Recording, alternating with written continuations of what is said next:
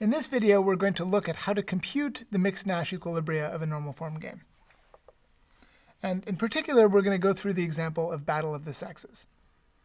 So what you've seen so far about equilibria kind of suggests that it's really easy to come up with an equilibrium. But in fact, as games get big and general, sometimes it can be pretty tricky to find the equilibria of a game. And Nash's theorem is kind of a funny theorem because it tells us that something exists, but it doesn't tell us how to find it. It just tells us that it has to be there. It's a non-constructive argument. So what I'm going to tell you today is sort of a starting point to finding an equilibrium, which is enough that it works in small games. In fact, you can turn this into a general algorithm, but not necessarily the most efficient or insightful way of finding equilibria. So what I want to tell you today is that it's easy to compute a Nash equilibrium if you can guess what the support of the equilibrium is. So recall what a support is. A support is the set of pure strategies that receive positive probability under the mixed strategy of the players. So an equilibrium support is a set of actions that occur with positive probability. For example, that might be the support of an equilibrium. So for battle of the sexes, let's guess that the support of the equilibrium is all of the actions. So let's look, and intuitively, that if there's going to be a mixed strategy equilibrium of this game, that looks like what it should be. So let's guess that that's the support, and then try to reason about what the equilibrium would have to be given that support. So let's just introduce some notation to make this work. Let's let player 2 play B with probability P and F with probability 1 minus P. Now, if player 1 is going to best respond to this mixed strategy, whatever it is, and be playing a mixed strategy in response, then we can reason that player 2 must have set P and 1 minus P in a way that makes player 1 indifferent between his own actions, B and F. So this is an important point in reasoning about how mixed strategies work. So I encourage you to stop the video at this point and just think about why that would be true before I tell you the answer. So the reason why player 1 needs to be I don't have the answer on the slide, I'll just tell you. The reason why player 1 needs to be indifferent is that he's playing himself a mixed strategy, which means some of the time he's playing B, and some of the time he's playing F, right? Because these are both in the support, they both get played with non-zero probability. And if this is an equilibrium, then this is a best response that player 1 is playing. Well, if player 1 can play B some of the time and F some of the time and be playing a best response, he must be indifferent between playing B and F. If he's not indifferent, if, let's say, B is better, then he could get even more utility by reducing the amount of probability he puts on F and increasing the amount of probability he puts on B. And in fact, he could get the most utility by putting absolutely no utility on F and just all of the utility on B. So the only way that he would actually want to play a mixed strategy is if it's just the same for him to play B and F. So that means that we can reason that player 2 has set his probabilities P and 1 minus P in such a way that makes player 1 indifferent. And the reason why we've bothered to think about this is we can actually write that down in math. So we can say the utility for player 1 of playing B, and here I'm kind of abusing notation. You should really understand this to mean the utility for player 1 of playing B, given that player 1 plays P 1 minus P, is equal to the utility of player 1 for playing F, again, given that player 2 plays P 1 minus P.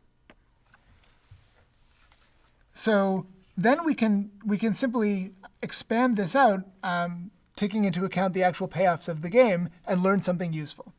So we can say, if it's the case, given the same probabilities, P and 1 minus P, that player 1 is indifferent between playing B and playing F, then that means, well, when he plays B, then he gets 2 with probability P, and he gets 0 with probability 1 minus P. So that's what we have written down here. And when he plays F, he gets 0 with probability P and 1 with probability 1 minus P. And that's what we have written down here. And now we just have a simple equation in one variable. So if we rearrange it, we end up concluding that the only way that player 1 can be indifferent between playing B and F is if P is equal to 1/3. In the same way, we can reason that if player 2 was randomizing, which we had just assumed that he was, then player 1 must make him indifferent. And why is player 1 willing to randomize? Because he's simultaneously being made indifferent by player 2. So now let's say that player 1 plays B with probability Q and plays F with probability 1 minus Q. So now we can just do the same thing as before, where again, you should understand this to mean Q 1 minus Q, and likewise here. And we can just expand it out in the same way. So if player 2 plays B, then he gets 1 with probability Q, and he gets 0 with probability 1 minus Q. And if he plays F, he gets 0 with probability Q, and 2 with probability 1 minus Q. We now again have an equation in one variable, and we can rearrange it and find that Q is equal to 1/3. And the important thing to notice that happened here is that player 1 and player 2 were both willing to randomize. So we ended up getting out numbers here that made sense. We ended up getting P's and Q's that were probabilities. They were between 0 and 1. And that means it's actually possible to set them in such a way that player 1 and player 2 actually would be indifferent. If the payoffs were different, we might have gotten something out here like 13. And if Q is 13, it means that B would have to happen 13 times more often than F for player 1 to be indifferent. And because that's not a probability, what that would really be telling us is there's no way of making the other player indifferent. And that would tell us there can't be an equilibrium with this support. But what we got out was interpretable as a probability, and that means there is an equilibrium with this support, because what we've seen is if player 1 plays this way and player 2 plays this way, then they each make each other indifferent. And if they both make each other indifferent, then they're both willing to play these mixed strategies. And so in the end, this mixed strategy profile is a Nash equilibrium. And so what we've done then is to compute a Nash equilibrium after having guessed a support, which is what we set out to do. So the last thing I want to think about here is, what does it mean to play a mixed strategy? It turns out there are different interpretations. And now that you can really see kind of the mechanics of what's going on inside a mixed strategy, you're sort of better ready to understand some of these different interpretations. So the first and kind of most natural is kind of the one that is going on in the matching pennies example. And that is that you randomize to confuse your opponent. So in matching pennies, we each want opposite things. And the only way we can be in equilibrium with each other is if you have some kind of uncertainty about what I'm going to do. If you know for sure that I'm playing heads, you just know for sure what you're going to do, and it's something that I don't like. And so there's no pure strategy in this game. So the only way that we can be in equilibrium is if we're both a bit confused about each other. But that doesn't really describe what just happened in the the Battle of the Sexes example that we just played. Here, the other player and I kind of want to coordinate the situation where we both end up in different places, where one of us goes to the football game and the other one of us goes to the ballet, is kind of an unhappy thing for both of us. What we both prefer is that we're both in the same place. And the only kind of strategic element of the game comes from the fact that we have different preferences about our most preferred activity.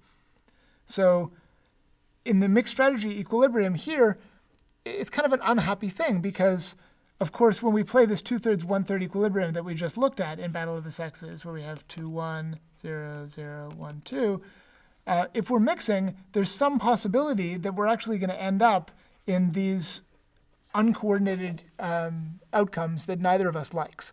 That's just sort of an unhappy thing about the fact that we're playing a full support equilibrium. But and so it can't be that we're randomizing to deliberately confuse each other. Instead, we should really understand this randomization as reflecting uncertainty.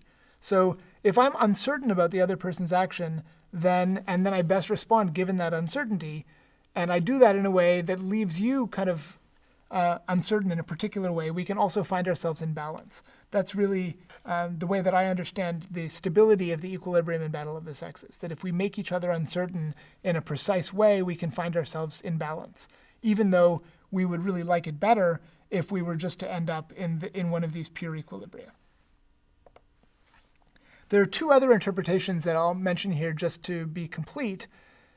We can also think of mixed strategies as a concise description of what would happen if really nobody randomizes, but we just play the game repeatedly.